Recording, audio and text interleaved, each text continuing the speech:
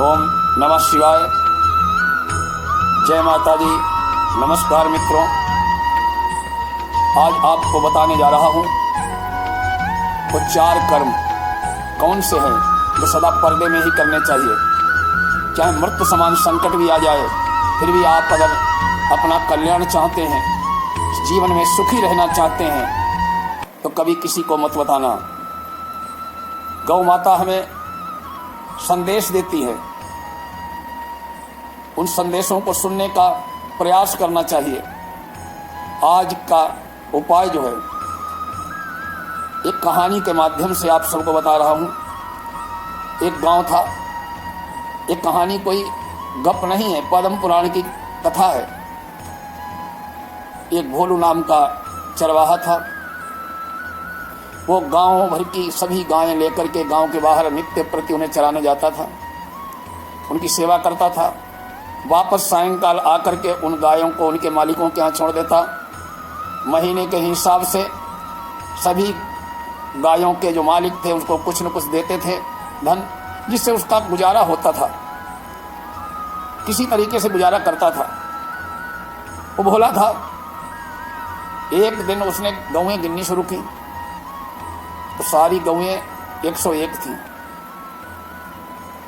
जबकि गांव से वो 100 गायों का पैसा लेता था।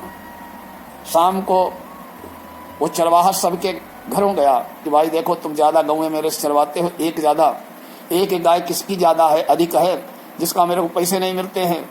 गांव भर ने इकट्ठे करके गिनती करके बताया कि नहीं, मेरी तो गाँव 100 ही जाती हैं। उसमें कारण ये था, जब वो गौएं चराने आता था तो जंगल में एक गुफा थी। एक गुफा से गाय निकलती थी, दिन भर उसकी गौओं के साथ चरती थी, घास खाती थी। सायंकाल जब चरवाहा गौएं अपने घर ले जाता था तो वो गाय बीच में ही अपने रास्ते चली जाती थी। दूसरे दिन फिर आया, फिर उसने गिनी तो गौएं 101। गांव में लेके गया फिर 100। शंका हुई चरवाहे को। उसने अपने मित्र से कहा कि देखो मित्र, मेरे को कोई काम है, आज सायंकाल आ जाना, जो मैं गौएं गांव की तरफ लाता हूँ उन गौओं को उनके मालिकों के घर छोड़ देना, मेरे को थोड़ा काम है। और रास्ते में एक रास्ता जो कटी थी पहाड़ की तरफ, वहीं पर जाके चरवाहा छिप के बैठ गया। गौएं सायंकाल में जो अपने गांव की तरफ जाने लगी तो एक गाय चुपचाप वहीं से निकल के उसी रास्ते पर चल दी। शेष गौएं गांव की तरफ चली गईं, उसका मित्र ले गया। एक गौ उस गुफा की तरफ बढ़ गई, आगे आगे गऊ जा रही थी, पीछे पीछे वो चरवाहा जा रहा था। जाते हुए उसने देखा कि गुफा के अंदर एक बहुत ही सिद्ध संत बैठे हैं। गऊ जाके वहीं खड़ी हो गई। चरवाहा एक अलौकिक अद्भुत दृश्य देख रहा था।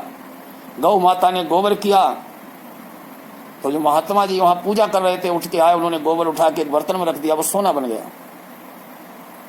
चरवाहे को आश्चर्य हुआ। वो सोचने लगा, मैं तो गौओं की बहुत सेवा करता हूँ, आज तक तो मेरे कुछ मिला नहीं। उसने गौ माता जब बाहर आई तो प्रार्थना किया, माता हमारी भी गरीबी दूर कर दो, हमें भी कुछ आशीर्वाद दे दो। गौ ने कहा कि मैं गोबर करूंगी, ये आज उठा ले जाओ। गौ चरवाहा बोला कि माता मैं वैसे ही गरीब हूँ, गोबर की मेरे पास कोई कमी है, 100 गाय चलाता हूँ, दिन भर गोबर में ही तो रहता हूँ। अगर आप आशीर्वाद में मेरे कुछ धन दे दो जिससे मेरी गरीबी दूर हो सके। गौ माता बोली, मैं कोई साधारण गौ नहीं हूं, मैं दिव्य गौ हूं, ये गोबर ले जाओ, ये सोना बन जाएगा। लेकिन ध्यान रखना, ये बात किसी को बताना मत। मंगल भवन किसी को बताना मत। चरवाहे ने हाँ कर दिया। घर आया, गोबर लेके अपनी पत्नी को दिया। वो सोना था। प्रतिदिन गौ दिन में उसको थोड़ा गोबर जरूर निकल देती थी, उसको उठा के लाता सोना। धीरे धीरे वो चरवाहा बहुत पैसे वाला बन गया।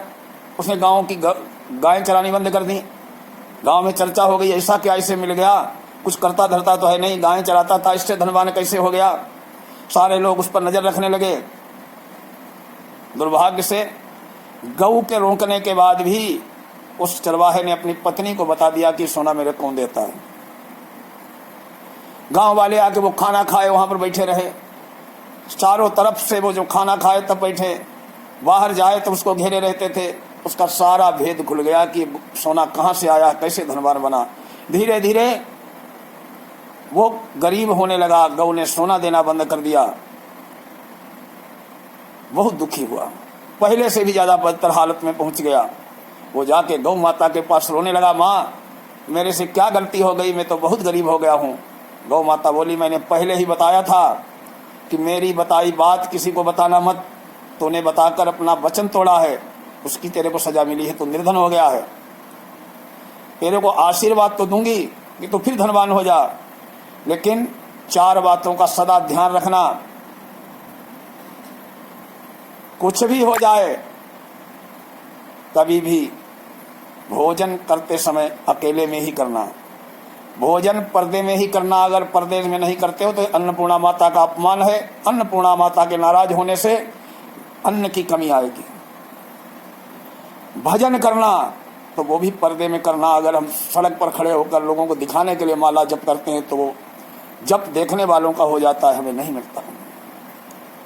नंबर 3, स्त्रियों अपनी पत्नी से भी जब मिलना हो तो एकांत में ही मिलना। चौथा वचन, कुछ भी हो जाए अपनी आय का स्रोत कभी भी किसी को मत बताना।